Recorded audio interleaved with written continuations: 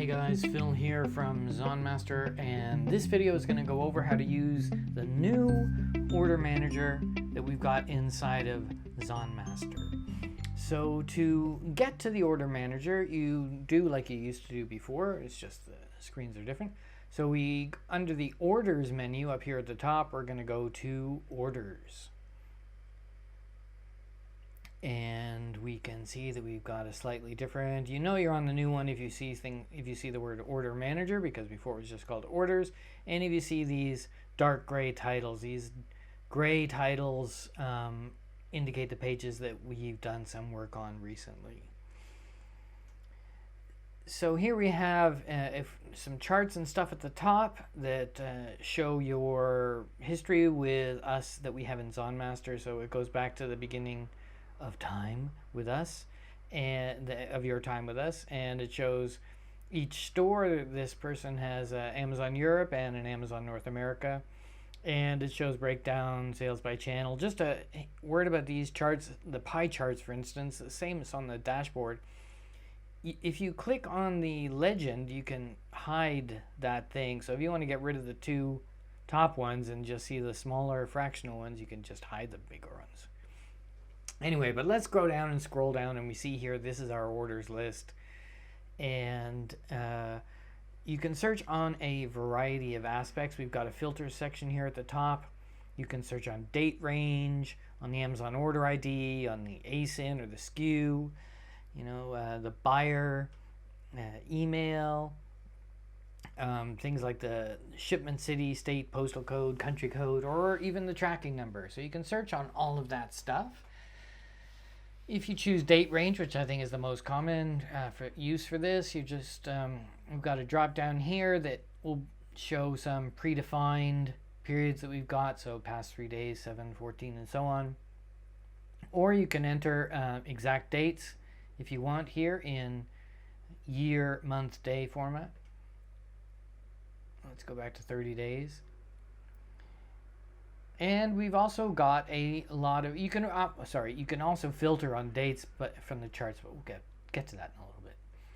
So we've got a big filters menu here, and you can filter by fulfillment channel, FBA or MFN. You can see only orders that use promotions, or only orders that have generated seller feedback. If you're selling in various marketplaces, even if that's just Amazon Common CA, you can choose to only see orders in those marketplaces. You can also do that by clicking on the chart. I'll show you that in a bit later. You can filter on order status, all the way from unshipped up to refunded. Anything in there by default. We don't show canceled orders. Canceled orders really are not that relevant, but we have them in there, so we filter those out by default. For buyers, you can choose whether it's a repeat buyer. So if you only want to see people who are buying from you more than one time, you can do that. If there is one in here, maybe there's not. There'll be a little blue R here, just like in the filters menu. There'll be a little blue R next to the order number if that's a repeat customer. If you've set things to be Do Not Solicit, which you can do, that we'll talk about soon. You can say, okay, you've got Do Not Solicit on the order. You can see those, or on the buyer. You can filter those. On the order emails, you can see orders that have had emails sent to them, orders that haven't had emails sent to them, or orders that have emails in the queue. And then finally, we have the reviews requested. You can see orders that have had the Amazon review request done, or orders that have not had the Amazon review request done. So wow, that's a lot of filters, but of course there's even more. So at the top of the page, as I said, we have these charts, and you can see these break things down by month. So you can click on one of these. Let's see, so right now we can see that this seller has orders up till yesterday. So if we click over here, let's say on January 2021, that will filter this orders list based on stuff that's just done in January in Pacific time. Now this our list here is localized time, so I'm in Japan, so these will show things going up until the 1st of February here. So that will filter things down. And then if you say, okay, well, I want to also only see things that were done in Italy, we can click on the pie chart, and that will also, oh, there's nothing. That's because probably there were no orders in Italy in that month of January. There we go. So we look at Canada, we click on Canada, there's a couple of orders that were done in the month of January. And you can reset all that just by refreshing the page, and then all your filters will go away and you'll be back to the normal. So on the orders list, let's go and take a look at what we're showing here. So from left to right, we're going to show you the channel that it was sold on. So this order was sold on Amazon Co. UK, or this one was sold on Amazon.com. And as you saw before, if there, Canada, it had a little Canadian flag. Should we show you the channel? We tell you the way that it was fulfilled, whether it was FBA or merchant fulfillment. And then we show you the purchase date. Again, that's in localized time. So for me, I'm in Japan, so this is going to show JST. So it'll show the local time for wherever you are. Then we have a little block of info about the order, such as the order ID. If it's a repeat buyer, you'll see that here. If the order has been set to, actually I should have said that over here. If the order is set to Do Not Solicit, you'll see that over here. We'll see that in a second anyway. So we show you the order ID, if it's a repeat buyer, how many items were purchased in this order, the price in the native currency for these. This is dummy data, so a couple of these might be zero, but you can see like this is US dollars here. I'm going to just zoom this in a little bit. So, and see the ASIN or the SKU of the items that they've purchased. If you click on this order ID here, this is going to take you to the details page for that order on Zonmaster. And if you want to see the order on Amazon, you can go over here, and if you see this little Amazon thing, hover over that, it says view your order in Amazon Seller Central. That will take you to the orders detail page on Seller Central. I think we show more info in Zonmaster than Seller Central does, but that's my opinion. We show you an icon that's the current status. This is shipped. If you hover over the shipped, it'll show you the date and time that it was shipped. If we have had that updated from Amazon, or if it's delivered, we should show you the correct delivery time, and so on and so forth. And what else have we got here? We show you a little bit of info about the buyer, basic, like what city they were in, and or what province or region or state, depending on the country that we're talking about. And finally, we have a quick summary of how many emails this order has been sent. That'll be here, and whether there's seller feedback and what the seller feedback is, so the star rating, or it'll tell you that here. And then the last little column is whether a Amazon review request has been issued or not. So one of the things that we've updated on this new order manager is putting these checkboxes down the side.